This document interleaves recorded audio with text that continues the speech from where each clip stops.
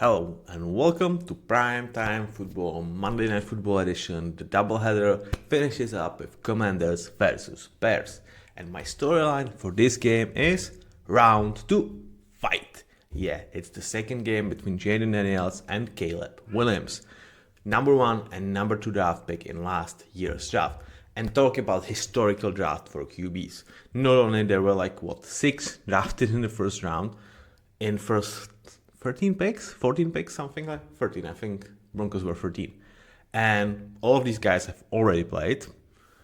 5 of them are starters. One is presumed starter in McCarthy, because I do believe he's going to be starter when he comes back from injury. And Jayden already took his team to conference championship. Drake May looking like an absolute stud. Caleb-Williams improving under Ben Johnson. Bo Nix with the Broncos, definitely a playoff contender and playoff in his first year. Michael Penix overcoming, struggling Kirk Cousins to lead Atlanta to being a solid, good, great team. Nobody knows. Atlanta is a little bit of a chaos, up and down every week. And McCarthy, yeah, he struggled probably the most, but still, talk about historical draft. Now, let's go back to number 1 and number 2 pick last year's draft. So Caleb 1, Jayden 2.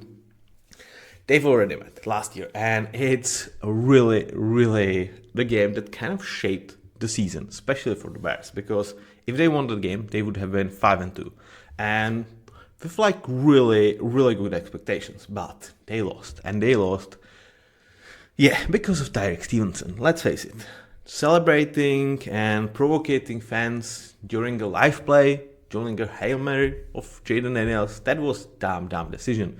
You can obviously see he's still doing it while the snap is being proceeded. And he is actually the guy that comes back into the red zone, I think a little bit panics, and he is the one that deflects the ball towards, I don't know who it was, like Zagatz or someone for the Commanders. And the Commanders win on that Hail Mary. For the Bears, they've lost next 8 games or something like that. It got Matt Eberflus fired. Yeah, everything just got to the shit after that. But if you are Bears fans, maybe it was for the best, because instead of Matt Eberflus, you get Ben Johnson. So who knows? Maybe Tyreek actually did something good for the franchise. Now for the Commanders, I'm not saying that this was the game that jump-started Jaydendaniels or the Commanders, because neither Jayden nor Caleb actually played well in that game. But it definitely helped them to put them into the trajectory that allowed them to actually make it to conference championship. So let's face it, it's going to be one hell of a duel, and one that we should be getting on a yearly basis, and perhaps not even in regular season. So let's start with these two guys, right? Jayden, there was a little bit of a scare. First 2 games of the season, Jayden was not playing like he did last year, and there were talks about the sophomore slump. I was like, yeah, way too early. Then, unfortunately, injury pulled him off of the next 2 games for him to come back against the Chargers. And first quarter, that scared me. That was not good. But pretty much ever since Quentin Johnston fumble, Jaydendaniels freaking took over that game and just demolished, in my eyes, one of the better defenses in the league, though missing some key pieces. So there is still a little bit of that, put into that performance, but I think Jayden is absolutely back. And yeah, to me, he was, after year 1, which I do very well, already a tier 2 quarterback. And I would put him at probably number 6 after last year. So that's freaking incredible. For Caleb, his rookie season was underwhelming, but at the same time, you have to understand that he was going through 3 offensive coordinators, 2 head coaches, and Chicago overall, never having 4,000-yard passer, a lot of somewhat of a hate, because a lot of people in Chicago wanted Justin Fields to stay and just get a ransom of picks for Caleb, which I would have considered, by the way, but given where Justin Fields is right now, it's probably a good thing they did not do that.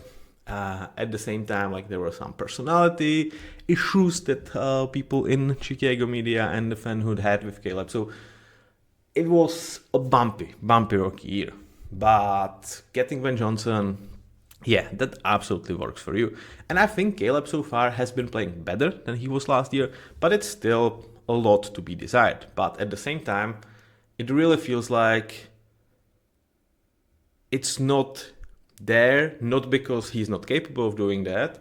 It's not there because Ben Johnson actually chose, in my eyes, a wise strategy in which, like, okay, maybe it's not going to get there as fast as we could do that, but we will not miss any single step in that procedure. So when it gets there, it's the best product that Caleb can put out. So I really think that this is, let's say, a marriage that's going to happen for the Bears in between quarterback and head coach for several years to come, and they could be dangerous. So for this game, Caleb definitely had one of his best performances in the league prior to their bye. So both of these guys are coming on the shoulders of very strong performance. And yeah, I don't think it's just a regular Monday Night Football for them, as is such a thing as playing before the whole country watching. Though, will they, given though Josh Allen is still playing for majority of this game, we will see. Now, next matchup is Debo versus Kyle Gordon. And this is a big one, big one in my eyes, that Bears are able to get Kyle Gordon back. He has not played the season, and he is a huge part of their defense. You might not know too much about him because obviously the pass rushers are getting most attention. It was something that was hugely talked in terms of media, in terms of draft, why they didn't spend more in terms of D-line, who are the guys that they brought in. And if we are talking about their secondary, it's mostly Jalen Johnson as their elite corner. But Kyle is one of the best nickel corners, slot corners in the league. He's absolutely capable of covering slot wide receivers. And guess what? He's facing Debo.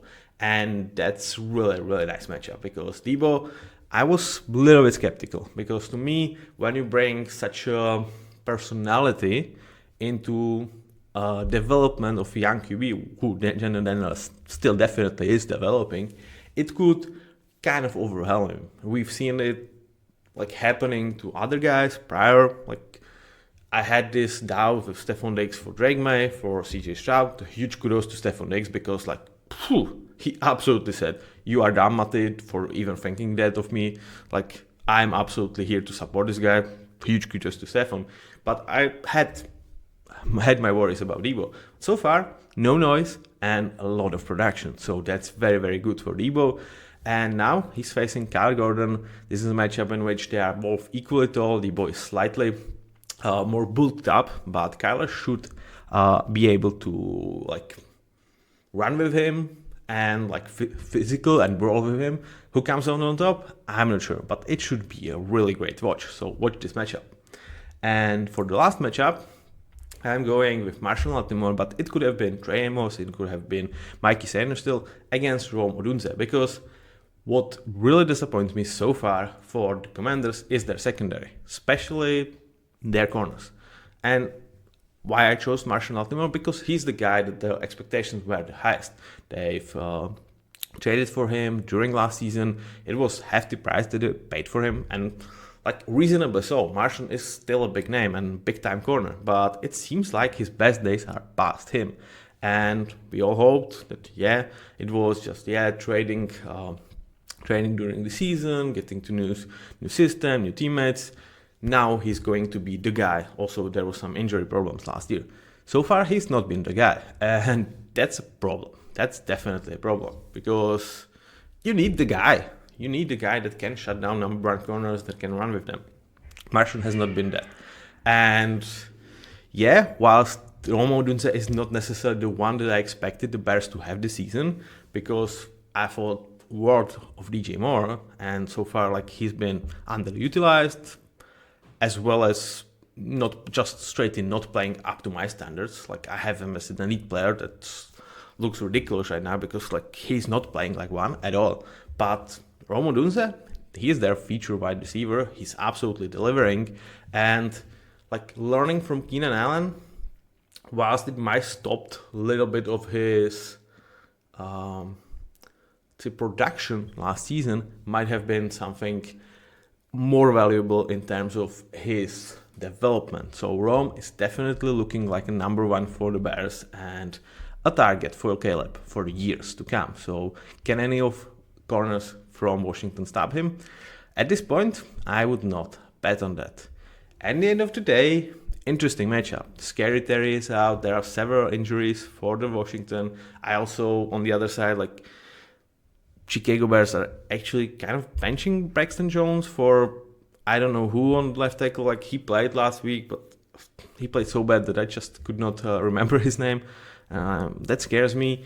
I don't know, man. Like Bears after a bye, there is a lot that favors them in terms of getting Kyler Gordon back, mentioned Debo, no Terry McLaurin, so they can be, I would say, more advantageous or like adventurous in terms of their defense. And again, I don't trust any of these guys to cover wrong. So from that perspective, it should like push towards the Bears. At the same time, going against Jayden, I don't think I can do that. So at the end of the day, I think Washington is going to pull through. At the same time, it should be a great game. So enjoy that one and follow for more. Bye-bye.